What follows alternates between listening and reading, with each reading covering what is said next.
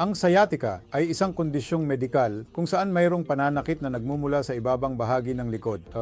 na umaabot sa rehiyon ng puwitan at dumadaan sa hita, maaaring sa harap o likod na bahagi at maaari ring umabot hanggang sa paa. Ito ay isang karaniwang termino, hindi medikal na termino na ginagamit ng mga pasyente at ng populasyon sa pangkalahatan. Ngunit sa katunayan, ang sciatica ay isang pananakit na nagmumula sa likod dahil sa nadulas na disc. Kaya ito ay